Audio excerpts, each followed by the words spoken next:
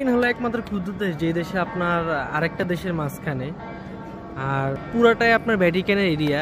আর ভ্যাটিকানে ঢোকার সাইডটা আমি দেখাবো ওই দিক দিয়ে। আমি সাইকেল নিয়ে আসছি তো, আর এর জন্য আপনার ভিতরে ঢুকতে পারতেছি না।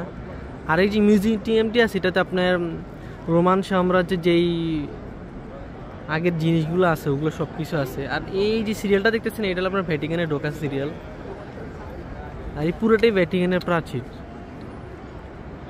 আমি ট্রাই করতেছি ঢোকার জন্য, বাট এই যে ভ্যাটিকানের যে দেখতেছেন আপনারা, এই যে সব ভ্যাটিকানের মিউজিয়ামে ঢোকার জন্য ট্রাই করতেছি। আর আজকে প্রচুর ট্যুরিস্ট এখানে ভ্যাটিকানে দেখেন। আর এখন সামারের টাইম তো ট্যুরিস্ট প্রচুর বেড়ে গেছে। আর এই যে ভ্যাটিকানে চিরচেনা রাস্তাগুলা, আর ভ্যাটিকানে ঢোকার রাস্তাটা আমি দেখাই দিয়েছি আপনাদেরকে। এই সিরিয়াল আমি ভ্যাটিকানের ভিতরে যাইতে আমার অনেক সময় লেগে যাবে, এর জন্য আমি আজকে যাই নাই। অন্য একদিন একটা ভিডিওতে ট্রাই করবো যে ভ্যাটিকানের ভিতরে ঢুকে যে প্রাচীন জিনিসগুলো ওগুলো দেখানোর জন্য। আর আপনারা অনেকেই জানেন ভ্যাটিকান হলো পৃথিবীর ক্ষুদ্রতম দেশ, আর এখানে তো আর পরিচয় করার কিছু নাই।